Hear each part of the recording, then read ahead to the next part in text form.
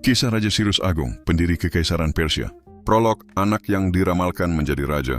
Di tanah Media yang luas, di antara gunung-gunung yang seolah menyembunyikan rahasia para dewa, lahirlah seorang anak laki-laki pada abad ke-6 sebelum Masehi. Seorang anak yang kelahirannya disertai bisikan takdir.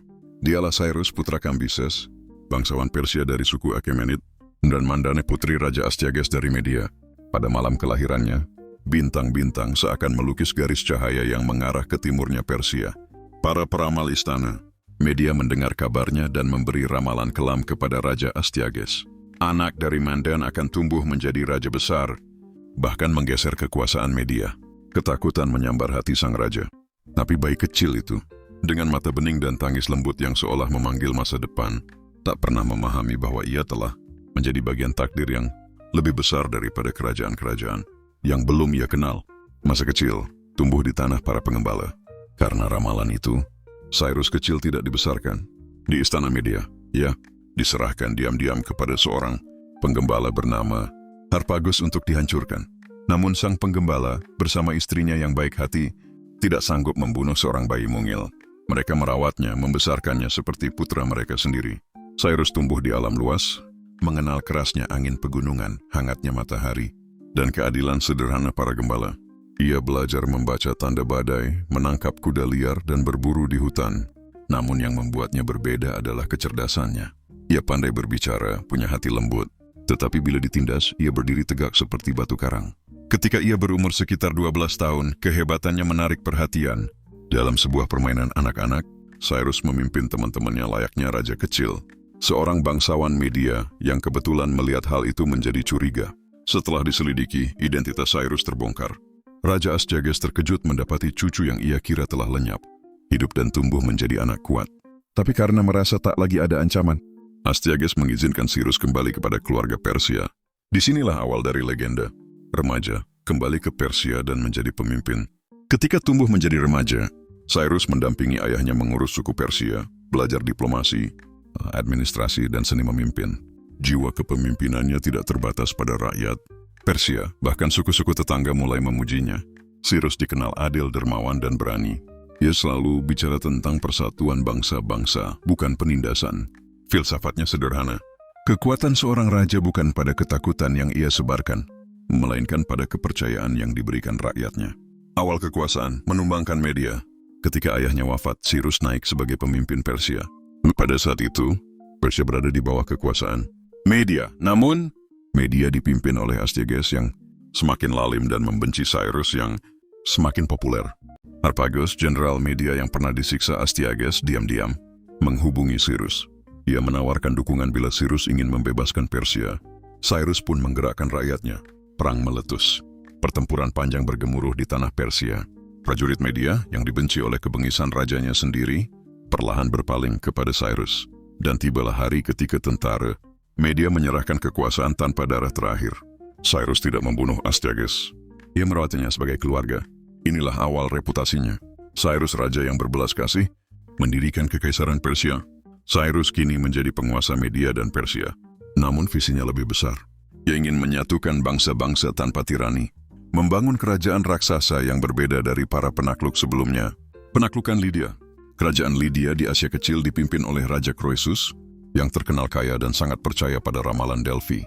Ramalan itu berkata, jika menyerang Persia, kau akan menghancurkan kerajaan besar. Croesus tidak sadar bahwa kerajaan besar yang dimaksud adalah kerajaannya sendiri. Cyrus memimpin pasukan melintasi pegunungan. Pertempuran berlangsung sengit. Di kota Sardis, ia berhasil menangkap Croesus. Namun lagi-lagi ia tidak membunuh raja musuh. Ia menjadikannya penasehat. Dunia mulai memahami, Cyrus menaklukkan negeri, bukan manusia. Ia memerintah dengan memaafkan, menaklukkan Babilonia. Babilonia saat itu dipimpin oleh Raja Nabonidus yang ditolak rakyatnya.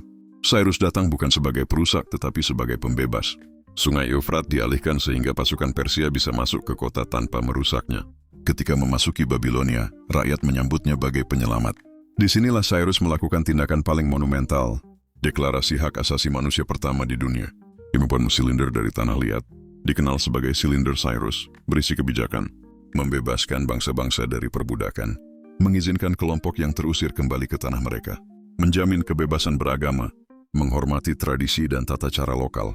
Bangsa Yahudi yang ditawan Babilonia selama puluhan tahun pun diizinkan kembali ke tanah Israel. Hingga kini, Cyrus dipuji dalam kitab-kitab suci sebagai raja adil yang dipilih oleh Tuhan. Puncak kebesaran Raja Empat Penjuru Dunia. Kekaisaran Persia di bawah Cyrus membentang luas. Dari Asia Kecil, Media, Persia, Babilonia, hingga wilayah Asia Tengah. Ia dijuluki Raja Agung, Raja Empat Penjuru Dunia. Namun yang lebih besar dari wilayahnya adalah hukum dan nilai yang ia tanamkan. Pemerintahan federatif, toleransi agama, perlindungan kaum lemah, pajak yang adil, penghormatan kepada budaya setempat, pembangunan jalan dan infrastruktur. Inilah dasar kekaisaran Persia yang bertahan berabad-abad. Hari-hari terakhir, di usianya yang semakin matang, Cyrus tetap memimpin ekspedisi untuk mempertahankan perbatasan utara dari bangsa-bangsa nomaden. Di sebuah pertempuran jauh dari rumahnya, ia terluka parah. Kisah wafatnya beragam, tetapi semua sepakat bahwa Cyrus wafat sebagai pejuang, berdiri di garis depan pasukannya. Jenazahnya dibawa kembali ke Pasar Gade, dimakamkan di sebuah bangunan sederhana yang ia minta sendiri.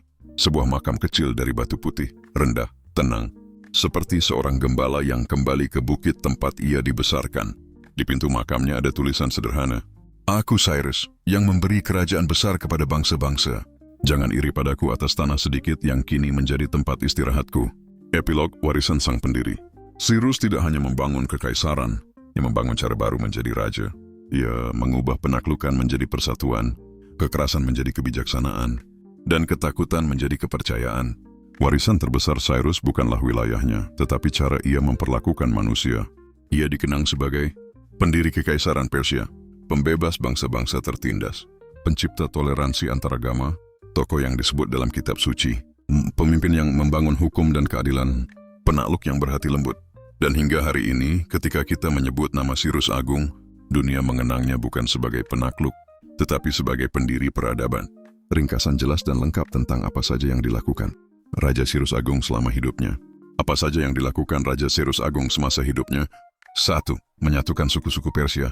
Mempersatukan suku-suku Persia yang sebelumnya terpecah, menjadikan Persia kekuatan baru di dataran Iran. 2. Menggulingkan kekuasaan Media. Mengalahkan Raja Astyages dari Media dengan bantuan para jenderal Media yang berkhianat karena ketidakadilan rajanya. Menyatukan Persia dan Media sebagai fondasi awal kekaisaran besar. 7. Membebaskan bangsa Yahudi dari pembuangan Babilonia. Mengizinkan bangsa Yahudi kembali ke Yerusalem. Memungkinkan mereka membangun kembali bait suci. Karena ini, ia dipuji dalam kitab suci sebagai raja yang dipilih Tuhan. 8. Membangun kota Pasar Gade. Mendirikan kota Pasar Gade sebagai ibu kota pertama kekaisaran Persia. Di kota ini terdapat istana, taman kerajaan, dan makamnya yang sederhana tapi megah. 9. Menetapkan pemerintahan toleran. Mengizinkan setiap bangsa dalam kekaisarannya mempertahankan adat, hukum dan bahasanya sendiri. Tidak memaksakan budaya Persia kepada daerah taklukan. Sistem ini membuat Persia menjadi salah satu kekaisaran paling stabil dalam sejarah. 3. Membangun fondasi kekaisaran Persia. Menetapkan sistem pemerintahan yang teratur, menggabungkan budaya Persia dan Media. Menciptakan awal struktur administratif kekaisaran Persia, Achaemenid. 4. Menaklukkan Lydia. Mengalahkan Raja Croesus yang terkenal kaya raya. Menaklukkan kota Sardis dan negeri Lydia, wilayah penting di Asia Kecil. Mengambil alih wilayah-wilayah Yunani di Asia Kecil secara damai setelah Lydia jatuh. 5. Menaklukkan Babilonia. Menaklukkan kekaisaran Babilonia tanpa menghancurkan kota. Disambut sebagai pembebas, bukan penakluk. Mengakhiri pemerintahan Raja Nabonidus yang dibenci rakyat Babilonia. 6. Membuat Silinder Cyrus, dokumen hak asasi manusia pertama.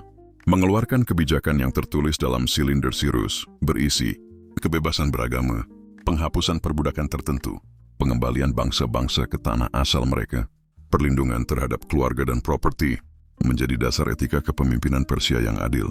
7. Membebaskan bangsa Yahudi dari pembuangan Babilonia, mengizinkan bangsa Yahudi kembali ke Yerusalem, memungkinkan mereka membangun kembali bait suci. Karena ini, ia dipuji dalam kitab suci sebagai raja yang dipilih Tuhan. 8. Membangun kota Pasar Gade. Mendirikan kota Pasar Gade sebagai ibu kota pertama kekaisaran Persia. Di kota ini terdapat istana, taman kerajaan, dan makamnya yang sederhana tapi megah. 9. Menetapkan pemerintahan toleran. Mengizinkan setiap bangsa dalam kekaisarannya mempertahankan adat, hukum dan bahasanya sendiri. Tidak memaksakan budaya Persia kepada daerah taklukan. Sistem ini membuat Persia menjadi salah satu kekaisaran paling stabil dalam sejarah. 10. Mengembangkan infrastruktur. membangun jalan-jalan utama antar wilayah, menyusun sistem kurir kerajaan awal yang nanti disempurnakan oleh penerusnya, Darius Agung, mengamankan jalur perdagangan sehingga ekonomi tumbuh. 11. Ekspedisi ke Asia Tengah, memimpin kampanye ke wilayah timur dan utara untuk mengamankan perbatasan, memperluas wilayah kekaisaran hingga ke daerah Asia Tengah. 12. Wafat di medan perang, wafat ketika memimpin ekspedisi melawan bangsa nomaden di utara, dimakamkan di Pasar Gade sesuai permintaannya. Ringkasan utama, semasa hidupnya Cyrus Agung menyatukan Persia, menggulingkan Media, menaklukkan Lydia dan Babilonia, membangun kekaisaran Persia, menciptakan dokumen hak asasi manusia pertama, membawa toleransi dan keadilan sebagai dasar pemerintahan, membebaskan bangsa-bangsa tertindas, memperluas wilayah ke Asia Kecil dan Asia Tengah, memimpin sampai akhir hayatnya sebagai prajurit,